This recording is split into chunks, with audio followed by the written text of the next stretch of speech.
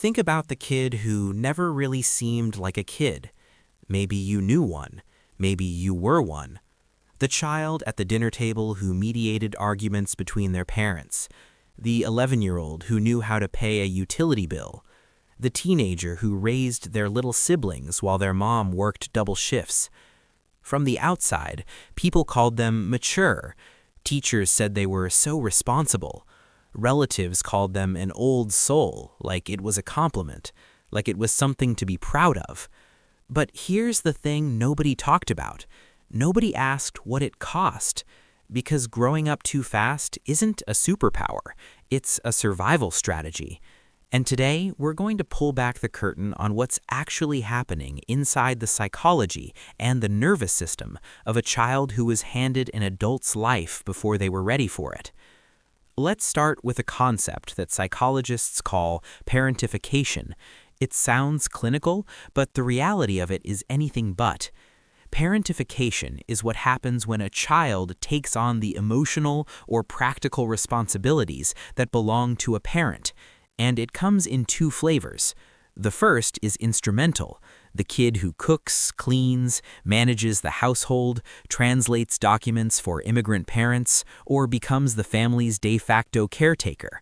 The second is emotional, and this one is sneakier, more invisible, harder to name. This is the child who becomes their parent's therapist, their confidant, the one mom cries to about dad, the one who feels responsible for whether the household is happy or sad today. They learn to read the emotional temperature of a room the way a meteorologist reads a storm front, because their emotional survival depended on it. Now, here's where the neuroscience gets fascinating. The human brain, particularly the prefrontal cortex, the part responsible for decision-making, emotional regulation, long-term thinking, is not fully developed until around 25. A child who grows up in a high-stress, high-responsibility environment is essentially being asked to operate sophisticated machinery they haven't been trained for yet. And what happens? The brain adapts. It has to. The stress response system, governed by cortisol and the amygdala, gets rewired for hypervigilance. These children become extraordinarily attuned to danger, to shifts in mood, to what's unsaid in a room. Research out of Harvard's Center on the Developing Child calls this toxic stress, and it literally reshapes the architecture of the developing brain. But here's the paradox that makes this so complex. A lot of these adaptations look like strengths from the outside. The child who grew up too fast often becomes the adult who's exceptionally emotionally intelligent. They can walk into a room and immediately know who's upset, who's faking a smile, who needs help. They're often the reliable friend, the one who shows up, the one who remembers what you said 3 conversations ago. They tend to be hyper-competent. They manage crises well. They don't panic. They know how to hold things together. And people love them for it. But what those same people rarely see is the exhaustion underneath, the resentment that lives in a quiet, locked room, the voice in their head that says, "Why does everyone always need something from me?" Because what this child never got was permission to need things themselves. There's a term coined by psychologist John Bowlby, attachment theory, that helps explain why this matters so deeply. Bowlby argued that children need a secure base, a consistent, responsive caregiver who essentially communicates, "I've got you. You don't have to manage this alone." When that secure base is absent, or worse, when the child becomes the secure base for everyone else, something quietly breaks. The child learns that their needs are an inconvenience. They learn that love is conditional on their usefulness.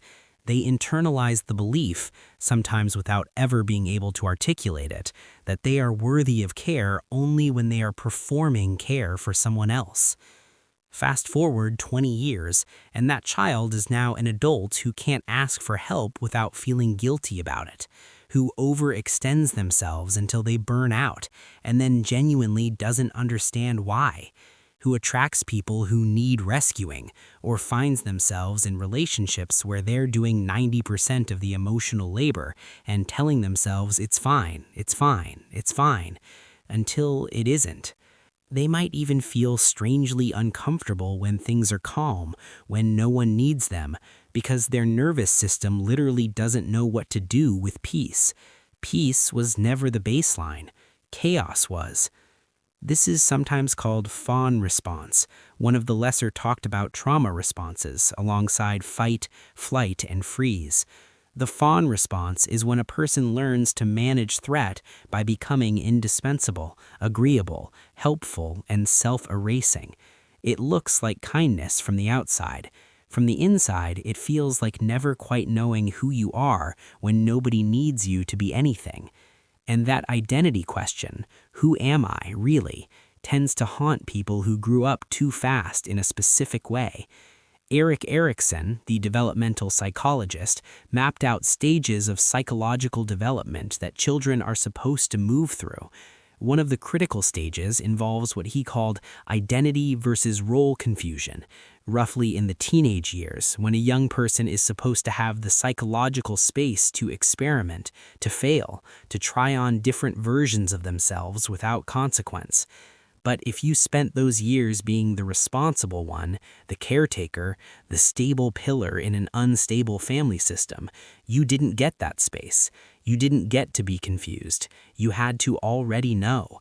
And so many adults who grew up this way arrive in their 20s, their 30s, sometimes their 40s, finally stable, finally safe, and find themselves in the middle of a delayed identity crisis that blindsides them completely. Who am I when I'm not taking care of something? Here's what I want you to sit with for a moment. If any of this is resonating, if you're the person who feels vaguely guilty when you rest, who automatically jumps to fix other people's problems before your own, who was told you were so mature for your age and felt proud of it, even when part of you was screaming, I want you to know something. What you developed wasn't just baggage, it was intelligence, it was strategy. Your nervous system did something extraordinary under impossible conditions. It kept you safe. It kept others safe. It made you capable in ways that took most people decades to build.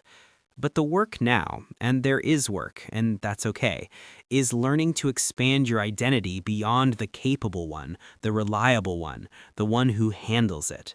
Because you are allowed to be messy. You are allowed to not know. You are allowed to receive care without immediately calculating how to pay it back. That's not weakness. That's actually what healing looks like. Therapy, particularly modalities like internal family systems or IFS, and somatic work, can be genuinely transformative for people with this kind of history. Not because something is broken and needs fixing, but because the part of you that learned to be strong was protecting a younger part that never got to just be a kid. And that younger part deserves acknowledgement. It deserves grief, actually. Real, legitimate grief for a childhood that moved too quickly, for play that got replaced with responsibility, for the weight that shouldn't have been yours to carry. You can be grateful for your family and still grieve what was lost. Those two things can be true at the same time. So if you're watching this and you recognize yourself or someone you love in any of this, I hope what you're walking away with is not a label, not a diagnosis, not a verdict.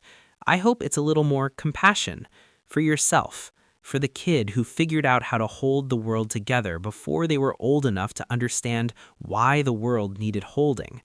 That kid was remarkable, and you still are. If this landed for you, drop a comment below. I genuinely read them, and I'd love to know what resonated or what you'd want me to explore next. And if you think someone in your life needs to hear this, share it with them.